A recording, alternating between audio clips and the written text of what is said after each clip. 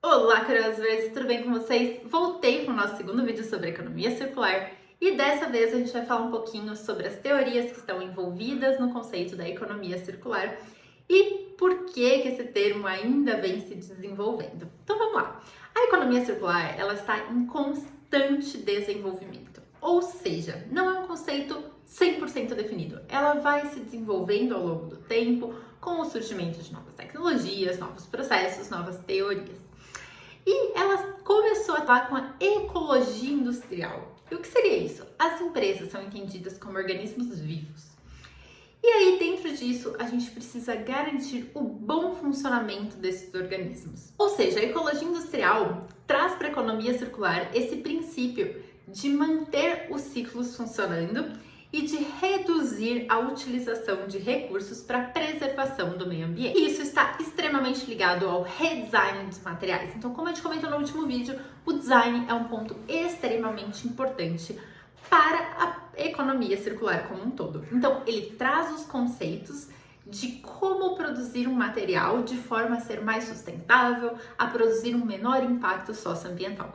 Então, ele foca na eficácia dos processos e não na eficiência, ou seja, ele foca em como produzir de forma a ter o menor impacto, a produzir menos resíduos. Então, não é produzir mais com menos, e sim produzir de forma a gerar um menor impacto ambiental. Outro conceito bastante importante que foca na economia circular é a performance economy, ou a economia de performance, que foca na performance daquilo que está sendo produzido e não única e exclusivamente na produção do bem. Ou seja, ele não se preocupa com a venda em si do material, mas em como esse material vai performar ao longo do tempo e como vão ser as etapas de recuperação desse material. Então, qual vai ser a performance de desenvolvimento desse produto? Esse é um outro conceito bastante importante. Então, a gente viu lá ecologia industrial e economia de performance até o momento. E a gente segue para o próximo, que seria o capitalismo natural, ou seja, a utilização dos recursos de forma eficiente. Como a gente falou, esses princípios estão bastante baseados no design. Então, o design é algo extremamente fundamental. E dentro do design, nós temos uma série de recursos que podem ser utilizados. Um deles é a biomimética, que seria a imitação dos recursos naturais de forma a trazer como a natureza produz para dentro dos nossos próprios produtos. Então, a biomimética é muito utilizada dentro do design para a sustentabilidade. E dentro disso, nós temos a economia azul.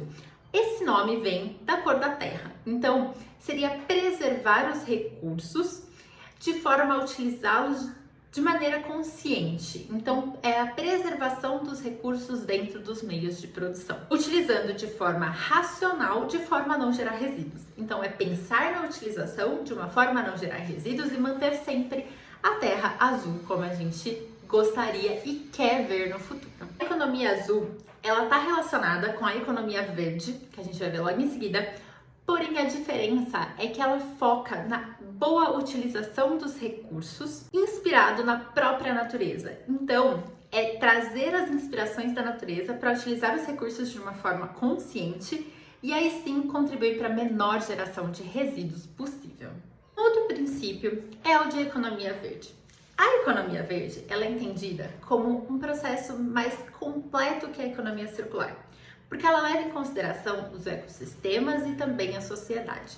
Então, ela enxerga não só os recursos, a utilização, mas também como a sociedade está sendo impactada e como os ecossistemas estão sendo impactados por tais recursos. Então, ela é um conceito um pouco mais amplo que a economia circular, mas é muito importante e também vem sendo bastante discutido, principalmente por envolver as questões sociais também.